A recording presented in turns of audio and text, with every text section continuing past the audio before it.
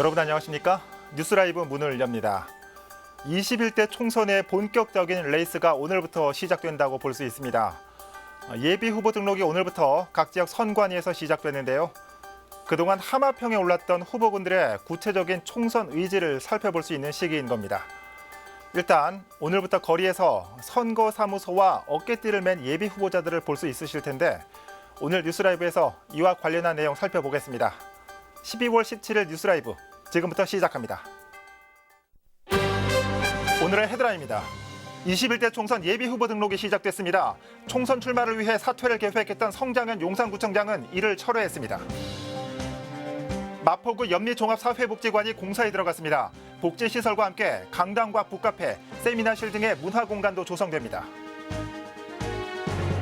월릉 IC에서 영동대로까지 연결하는 동부간선도로 지하화 사업이 본격 추진됩니다. 2026년 완공 목표로 월계에서 강남까지 10분대로 단축됩니다. 서울시가 2022년까지 모든 지하철 역사에 이동약자를 위한 엘리베이터를 설치하겠다고 발표했지만 구조적 문제로 추진이 어려운 곳도 많은 상황입니다. 제21대 총선이 120일 앞으로 다가왔습니다. 오늘부터 예비 후보자 등록이 시작되는데요. 주요 선거 일정을 비롯해 이번 선거 전반에 대해서 취재 기자와 얘기 나눠보겠습니다. 자, 엄정규 기자 어서 오시죠. 오늘부터 예비 후보 등록이 시작됐습니다. 그런데 여전히 국회는 혼란스러운 모습입니다. 네, 가장 큰 문제는 선거를 치를 기본적인 룰조차 아직 결정되지 않았다는 점입니다. 예. 패스트트랙에 올라간 선거법을 두고 여야가 여전히 대립 중인데요. 예비 후보자 등록일인 오늘 국회에서 선거법 처리를 시도한다고 하니 결과를 지켜봐야 할 것 같습니다. 네. 하지만 이후에도 선거구 획정 절차가 남아있으니 최종 확정에는 시간이 더 걸릴 전망입니다. 네. 문제는 이런 상황이 매번 반복된다는 거죠. 네, 20대 국회의원은 이미 4년 전 이유는 다르지만 비슷한 상황을 한번 겪었습니다. 예. 20대 총선 당시에 헌법재판소가 국회의원 지역 선거구 구역표가 헌법에 불일치한다며 입법부, 그러니까 국회에 2015년 12월 31일까지 선거법을 개정하라고 선고했습니다. 네. 그런데 그때도 여야 합의가 불발되면서 2016년 1월 1일부로 전국의 선거구가 사라지는 웃지 못할 상황까지 벌어졌습니다. 이로 인해 선거운동이 막힌 예비 후보자들이 국회를 상대로 소송까지 벌이기도 했습니다. 네, 이 매년 선거 때마다 반복되는 일이라서 좀 씁쓸한 것 같습니다. 자, 지금 중앙 상황 말씀해 주셨지만 아무래도 이 중앙의 이슈가 표심을 자극할 것 같은데 엄 기자는 어떻게 전망하십니까? 네, 앞서 말씀드린 것처럼 워낙 중앙의 이슈가 넘쳐나다 보니까 예. 이번 선거에서 지역 문제는 묻히는 것 아닌가라는 우려가 있습니다. 정책이나 공약보다는 국정 동력을 더한다거나 아니면 정권 심판론 등 이런 것들이 득세할 가능성이 크기도 한 것이 사실이죠. 예. 하지만 분명한 것은 국회의원은 지역 주민들의 한 표 한 표가 당선을 좌우한다는 점이고 후보들 역시 지역 공약을 들고 나와 유권자들에게 지지를 호소한다는 점입니다. 예. 이제 예비 후보들을 시작으로 선거운동이 본격화될 텐데요.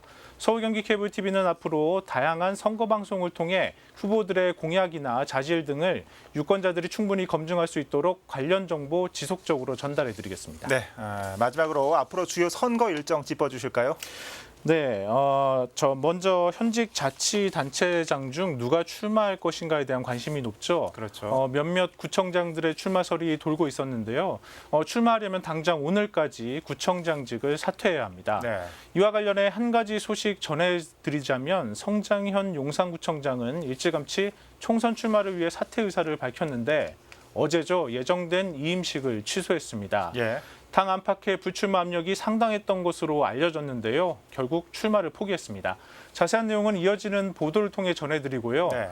다시 돌아와서 후보자 등록은 내년 3월 26일부터 이틀간 진행되고 공식 선거운동은 4월 2일부터 시작됩니다. 네. 이후 4월 10일과 11일 이틀간 사전투표를 거쳐 15일 본투표가 진행됩니다. 네, 이 본격적인 총선 레이스가 시작된 만큼 국민들도 더 많은 관심을 가져야 될 것 같습니다. 엄 기자 잘 들었습니다.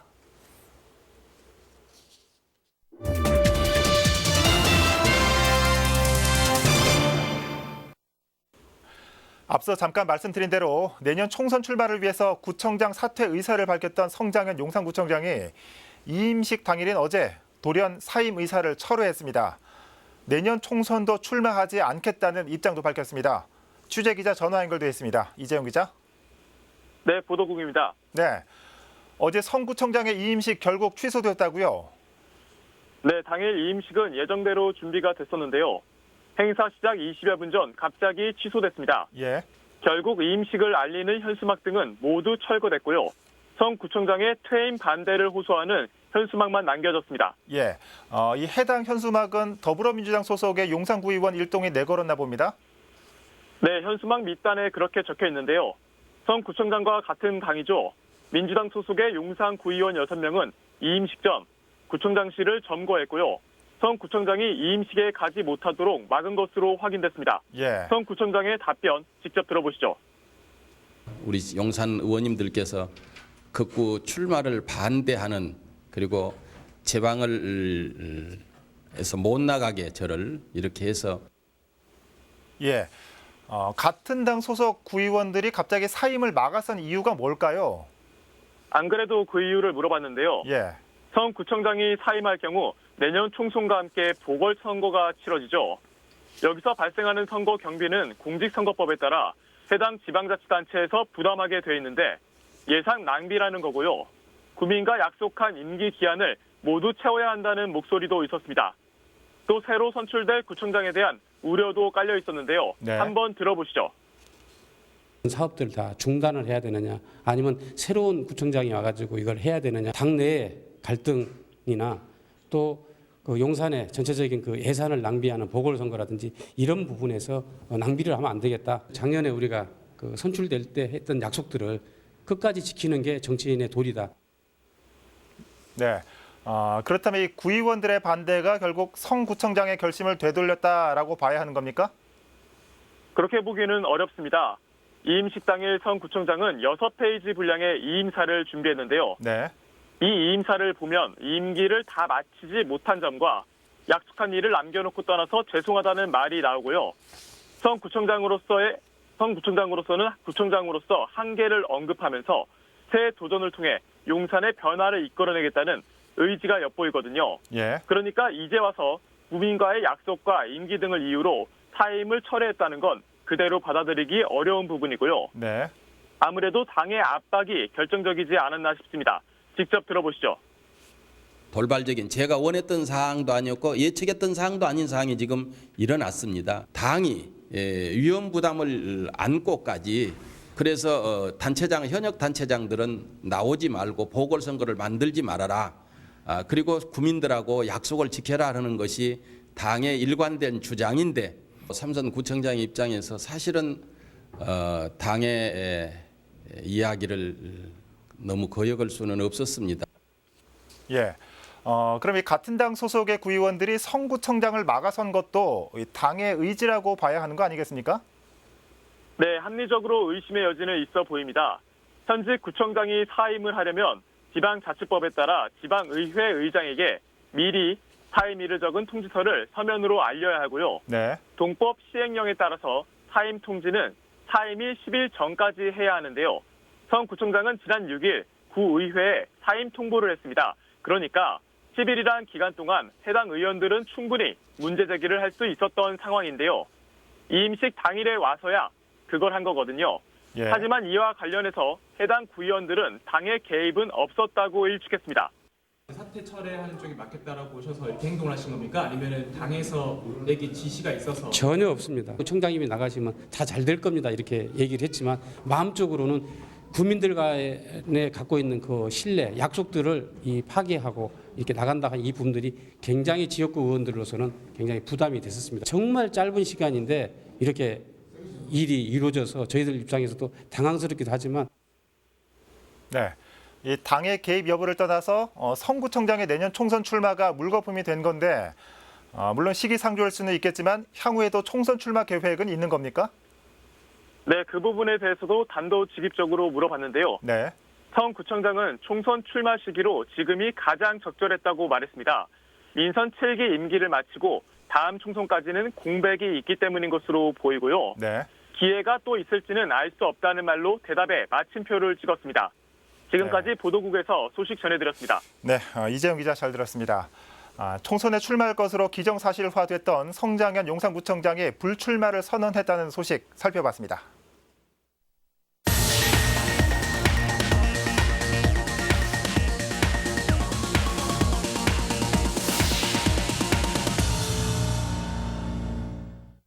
네, 다음 소식입니다.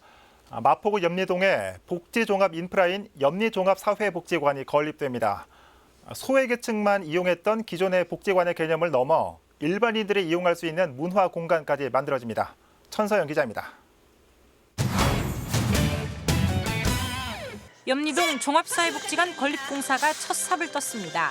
부지는 마포구 염리동 14에 11번지 일대 염리 3주택 재개발 지역으로 기부 체납 부지에 종합 인프라를 갖춘 복지관이 건립되는 것입니다. 넉넉지 않은 재정 여건 속에서도 복지 서비스 공급을 확대하고 복지 수요에 대응하고자 염리 종합사회복지관을 건립하게 되었다는. 염리 종합사회복지관은 연면적 8천여 제곱미터에 지하 2층, 지상 4층 규모로 지어집니다. 기존 복지관의 개념을 넘어 일반인들이 이용할 수 있는 문화 공간까지 포함하고 있다는 게 특징.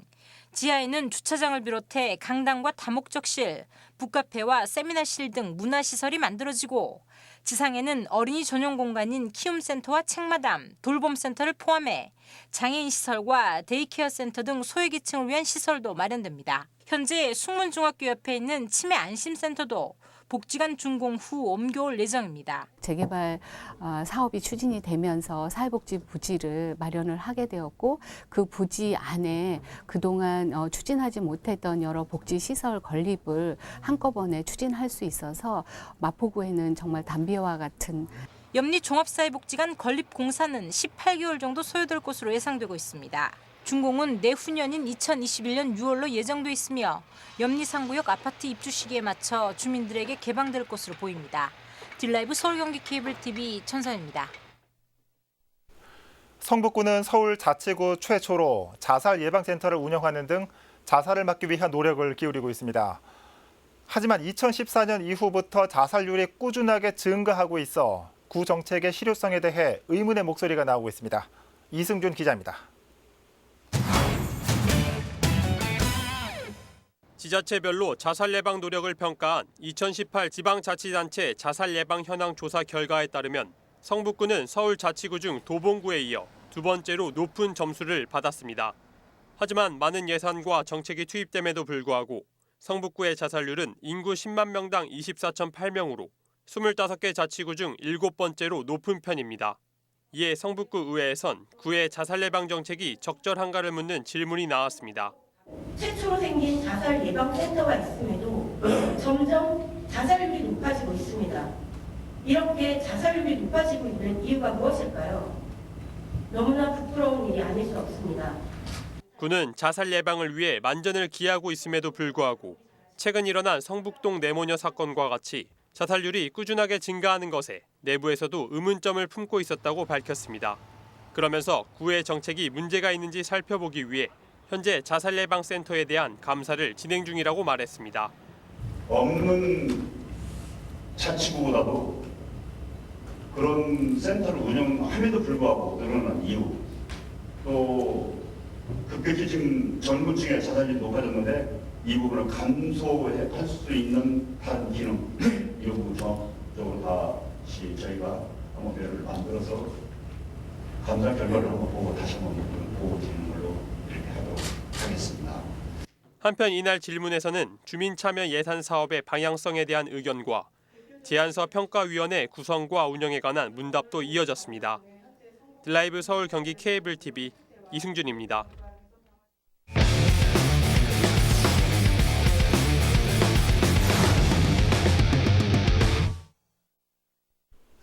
서울시는 오는 2022년까지 1에서 8호선 모든 지하철역에 엘리베이터 설치를 추진하고 있습니다.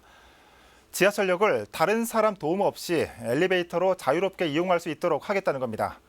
그런데 아직까지 추진을 시작하지 않은 곳만 16곳으로 확인됐습니다. 목표 기한까지 잘 추진될 수 있을까요? 이재용 기자가 보도자료 팩트체크해서 알아봤습니다. 목숨을 담보한 겁니다. 살인기계라고 저희는 생각을 하고 있고요. 위험한 그런 곳이었고요. 아직까지 화가 나는 부분이네요. 유가족으로서는. 2년 전 사망 사고가 발생한 신길역 환승 구간입니다. 휠체어 리프트를 이용하기 위해 장애인 한 명이 역무원 호출 버튼을 누르려다 계단 아래로 추락한 겁니다. 도의상 10만 원 정도의 보상은 해줄 수 있다라는 이런 선례를 남겨서는 안 되기 때문에 너무 화가 나고 어이가 없어가지고 소송을 진행하게 됐고요. 그쪽에서 항소를 하겠다고 하는 거 보면은 참 이중적인 태도인 것 같아요. 계단 쪽에 위치해 있던 호출 버튼은 사고 이후에야 안쪽으로 옮겨졌고 바닥엔 안전구역 문구가 표시됐습니다. 또 엘리베이터는 지난 2월에서야 설치 공사가 시작됐습니다. 굴러 떨어질 수 있는 겁니다. 엘리베이터가 만들어지고 있지만 저는 만들어지는 순간에도 이곳 자체가 폐쇄가 돼야 된다고 생각합니다. 서울시가 4년 전에 낸 보도 자료입니다. 오늘 2022년까지 전 역사를 대상으로 대안을 검토해 엘리베이터를 설치한다는 계획입니다. 추진 경과를 한번 알아봤습니다. 해당 계획 대상지는 서울시 산하의 서울교통공사가 운영하는 지하철 1에서 8호선 277개 역인데 현재 엘리베이터 설치가 진행 중인 8곳을 제외하고 16개 역은 아직까지 1역 1동선 미추진 역이었습니다. 그런데 이 중 10개 역사엔 사실상 엘리베이터 설치가 어려운 것으로 확인됐습니다. 양쪽으로 열차가 오고 가는 섬식 승강장엔 엘리베이터를 설치할 수 있는 공간이 부족합니다.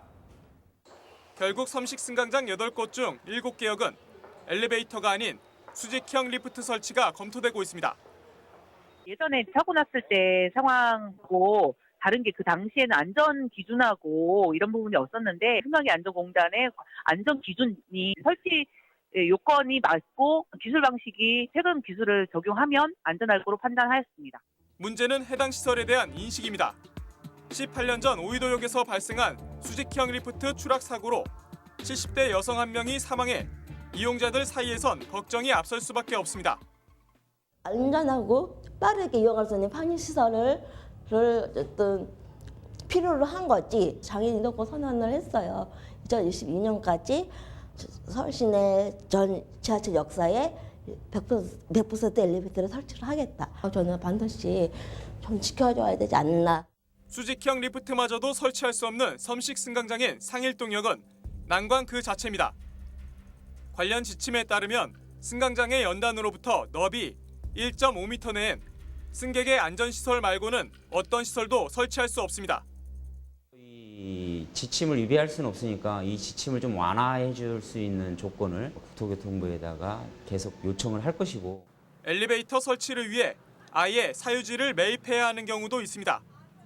까치산역과 대흥역 이야기입니다. 공간이 협소하다 보니 역사 인근의 건물이나 보행로로 사용되고 있는 사유지의 일부를 매입해 엘리베이터를 설치할 수밖에 없는 겁니다. 관련 지침에 따르면 잔여 보행폭은 2m 이상입니다. 서울교통공사는 내년부터 사유지 매입에 나설 계획입니다. 매입에 실패할 경우 재개발이 추진될 때 재시도할 예정인데 문제는 그 시기가 언제인지 알 수 없다는 겁니다. 서울시의 지하철 1역 1동선 정책이 사전에 이런 상황을 충분히 검토했는지 알아봤는데 선 발표 후 대응이었습니다.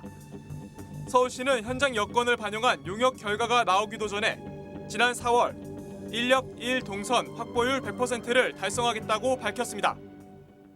교통공사 내부적으로 대안 검토라든지 설계, 공사 요 기간을 산출해서 그냥 설정한 목표라고 봅니다. 15년 당시에는 사실 될지 안 될지 예상은 못했을 것 같아요. 용역이 진행 중인 과정에서 대안이 나올 거라는 걸 전제로 하고 지금 목표 기한을 설정했다는 거네요. 그렇게 이해하셔도 될 것 같습니다. 지난 19년간 지하철역에서 휠체어 리프트 사고로 숨진 사람만 5명입니다. 충분한 검토 없이 안전과 직결된 정책을 약속하는 건 이용자들의 가슴을 2번 아프게 하는 일입니다. 보도자료 팩트체크 이재용입니다. 음악을 통해 아이들의 꿈을 키워가는 베네수엘라의 엘 시스테마, 전 세계적인 주목을 받으며 각국으로 퍼져나갔죠. 중국에서도 올해 처음 초등학생을 대상으로 한 무료 음악 교육인 꿈의 오케스트라 중구가 운영됐습니다. 지혁배 기자가 보도합니다.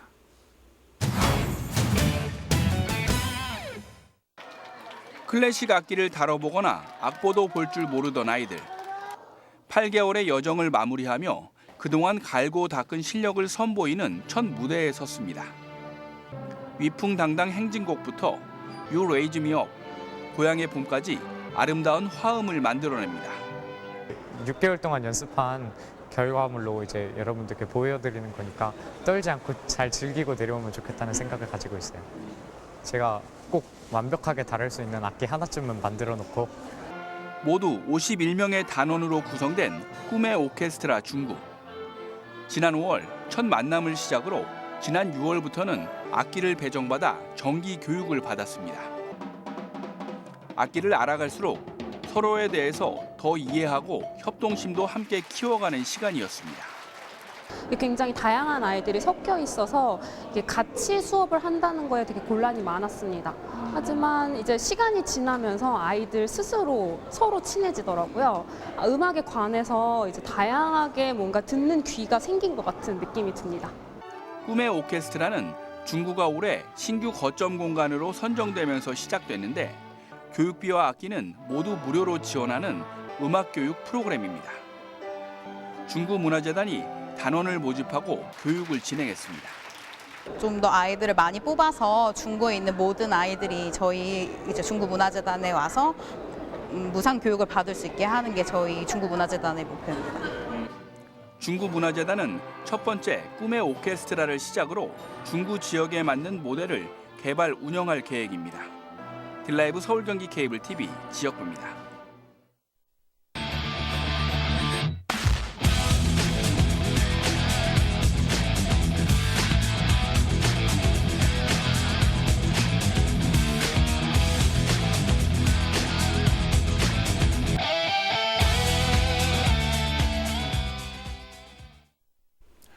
어제 정부의 주택시장 안정화 방안 발표에 앞서 박원순 서울시장은 SNS를 통해 서울에 더욱 단호한 부동산 대책이 필요하다고 언급했습니다. 아이들의 꿈이 건물주다. 나에게 집값 잡을 권한을 달라. 이 말은 거꾸로 말하면 그동안 권한이 부족해서 서울 집값을 못 잡았다고 해석할 수 있을 텐데 글쎄요, 시민들의 공감을 얼마나 얻을지는 생각해볼 문제입니다. 뉴스라이브 마칩니다. 시청해 주셔서 고맙습니다.